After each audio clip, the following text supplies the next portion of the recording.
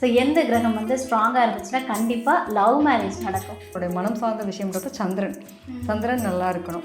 நம்ம சந்திரன் நல்லா இருந்து அதுக்கப்புறம் புதன் சுக்கிரன் அப்படிங்கிறது வந்து நமக்கு நாடி விதியில் பார்க்கும்போது இதெல்லாம் ராகு கேதுக்களோட தொடர்புகள் இருந்து தசாபுத்திகள் 6, 8, 12 போச்சு அப்படின்னா அதெல்லாம் கொஞ்சம் தொந்தரவு கொடுக்கக்கூடிய ஒரு காலகட்டமாக இருக்கும். இப்போ நிறைய பேருக்கு பார்த்தீங்கன்னா திருமண தடை ஏற்படுது இல்லையா? இந்த திருமண தடை ஏற்படுறதுக்கு என்ன ரீசன்? கிரக நிலைகள் அப்படிங்கிறப்ப நமக்கு தசாபுத்திகள் சார்ந்த விஷயங்கள் அங்கே கரெக்டாக இல்லாத பட்சத்தில் இவங்களுக்கு அந்த திருமணம் சார்ந்த விஷயங்கள் தடைகள் வரும். பொதுவாக வந்து இந்த பரிகாரங்கள் பண்ணுங்கள், தோஷங்கள் இருக்குது, இதெல்லாம் நிவர்த்தி பண்ணிவிட்டு கல்யாணம் பண்ணுறது ரொம்ப நல்லது சொல்லுவோம். செவ்வாய் தோஷம் பர்டிகுலராக நம்ம பார்ப்போம். திருமணம் தடை சார்ந்த விஷயங்களுக்கு நம்ம பொதுவாக சொல்லுவோம் திருமணம் சரி போயிட்டு வாங்க அப்படின்னு நான் நிறைய பேருக்கு ரெஃபர் பண்ணுறேன். வைத்தீஸ்வரன் கோயில் போயிட்டு வந்தாலுமே ஒரு நல்ல மாற்றங்கள் அப்படிங்கிறது அவங்களுக்கு.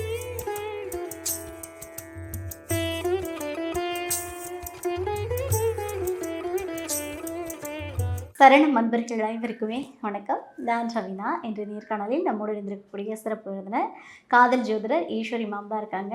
ஸோ காதல் ஜோதிடர் நம்மக்கிட்ட இருக்கும்போது திருமணம் சார்ந்த விஷயங்கள் பற்றி பேசலான்னா எப்படிங்க? ஸோ திருமணம் சார்ந்து 12 ராசி நேர்களுக்குமே நிறைய விஷயங்கள் கொடுக்க போகிறாங்க. வாங்க கேட்டு தெரிஞ்சுக்கலாம். மேம் வணக்கம். வணக்கம்ப்பா. எப்படி இருக்கீங்க? நல்லா இருக்கேன். நீங்கள் எப்படி இருக்கீங்க? சூப்பராக இருக்கேன் மேம். மேம் இப்போ நான் இன்ட்ரோ கொடுக்கும்போதே நீங்கள் பார்த்துருப்பீங்கன்னு நினைக்கிறேன். ஸோ காதல் ஜோதிடராக நீங்கள் இங்கே முன்னாடி வந்து உட்காந்துருக்கீங்க. இன்றைக்கி காலகட்டத்தில் வந்து லவ் இல்லைன்னா எதுவுமே இயங்காது அப்படின்னு தான் நான் சொல்லுவேன். ஸோ இந்த 12 ராசி அன்பர்களுக்குமே வந்து திருமணத்தில் ஏற்படக்கூடிய தாமதம் எதுக்காக, ஸோ ஒவ்வொரு ராசி நேர்களுமே எப்படிலாம் திருமணம் பண்ணியிருப்பாங்க, எப்படி திருமணம் பண்ணுவாங்க அப்படின்றது சார்ந்த நிறைய விஷயங்களை பேச போகிறோம். ஸோ தொடர்ந்து பேசலாம் மேம். நீங்கள் சொன்ன மாதிரி இந்த காலகட்டத்தில் காதல் இல்லைன்னா எதுவுமே இல்லைன்ற மாதிரி உண்மையில் எங்கள் அன்பு தாங்க இங்கே எல்லாமே.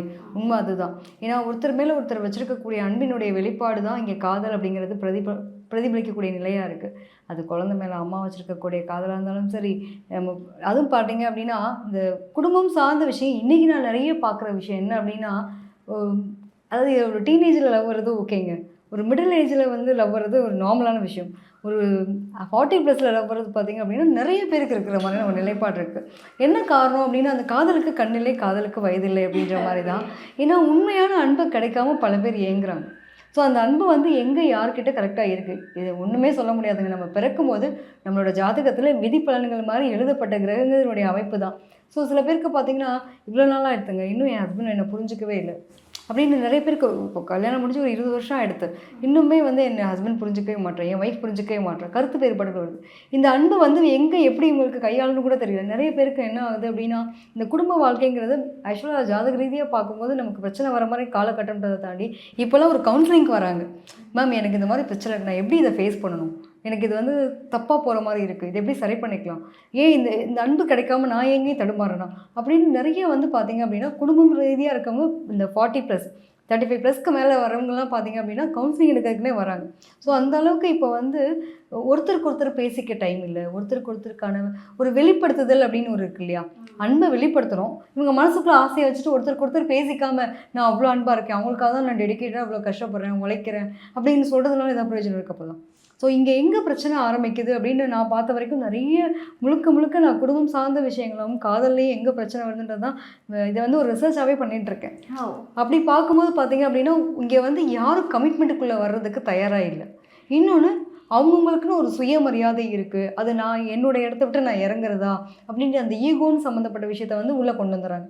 அதுக்கு மேலே பார்த்திங்க அப்படின்னா இன்றைக்கி காலகட்டத்தில் நிறைய பார்க்குற ஒரு விஷயம் என்னென்னா அந்த பெற்றோர்கள் வந்து தன்னோட குழந்தைக்கு நிறைய விஷயங்களை அதில் இந்த பேம்பரிங் கேரிங் கொடுத்து என்ன ஆடுறதுன்னா அவங்களுக்கு அவங்களோட வாழ்க்கையை ஃபேஸ் பண்ணுறதுக்கு தயாராக இல்லை, யாருமே தைரியமும் இல்லை.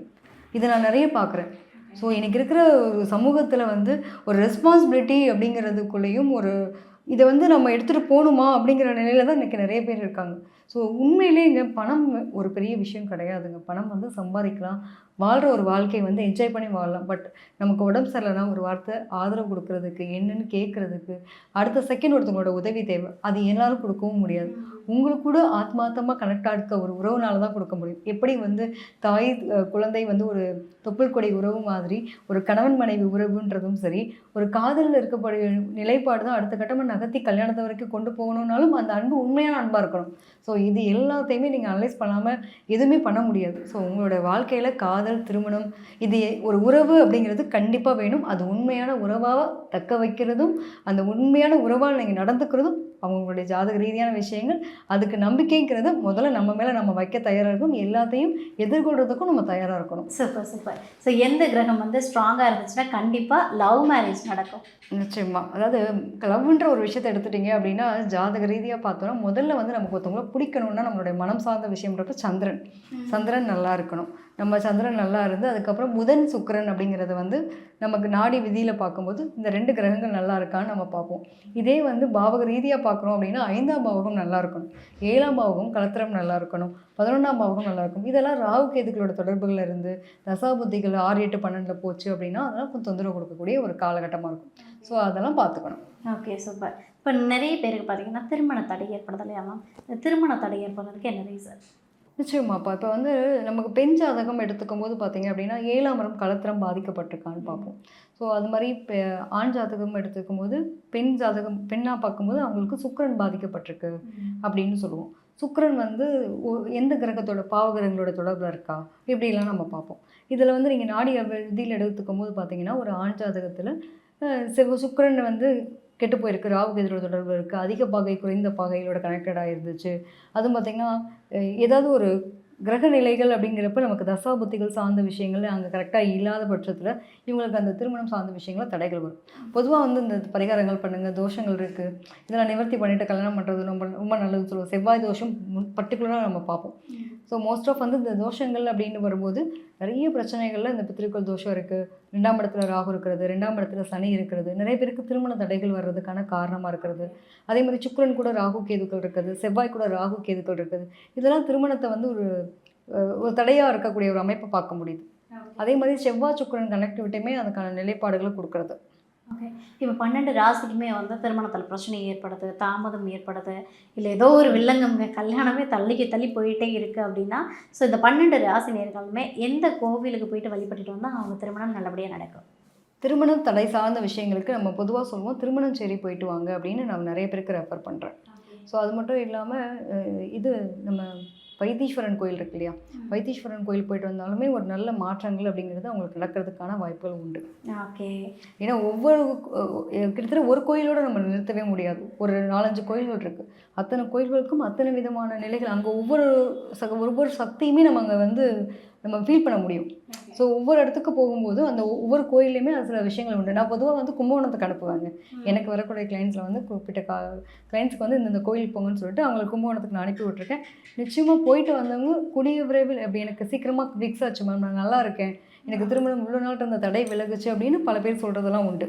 இப்போ கும்பகோணத்தை சுற்றி பார்த்தீங்க அப்படின்னா நிறைய கோயில்கள் இருக்குது. அதுவே வந்து ஃபுல்லாகவே பரிகார ஸ்தலமாக பார்ப்பாங்க. நம்ம எந்த கோயிலையும் போய் பெருசாக நீங்கள் அது இதுன்னு பண்ணணும்னு அவசியம் இல்லை. அந்த கோயிலுக்கு எல்லைக்கு போயிட்டு வந்தாலும் நிறைய மாற்றங்கள் பார்ப்போம். அப்படின்ற மாதிரி ஸ்ரீவாஞ்சியம், திருமங்கலக்குடி, இது மாதிரி ஒரு 5-6 கோவில்கள் இருக்குங்க. இந்த அப்படி 5-6 கோயில் ஒரே நாளில் நீங்கள் போயிட்டு வரணும். இப்போ சென்னையில் எடுத்துட்டிங்க அப்படின்னா ஒரே நாளில் வந்து அது பௌர்ணமி நாளில் போயிட்டு நீங்கள் திருவொற்றியூர், வடிவுடையம்மன், கொடிகுடையம்மன், திருவுடையம்மன் ஒரு கோயில் இருக்குது இல்லைங்களா. ஸோ ஒரே நாளில் இந்த மாதிரி ஒரு ஸ்தலங்களுக்கு போயிட்டு வருது. இது மாதிரி ஒரு சில கோயில் அவங்களோட ஜாதக ரீதியாக என்ன மாதிரியான கிரகத்தினுடைய தன்மை எவ்வளோ வீக்காக இருக்குது, எந்த இடத்துல இருக்குது, அதெல்லாம் பொறுத்து அதுக்கு தகுந்த மாதிரி கோயில்கள் சொல்கிறாங்க. Super super ma'am.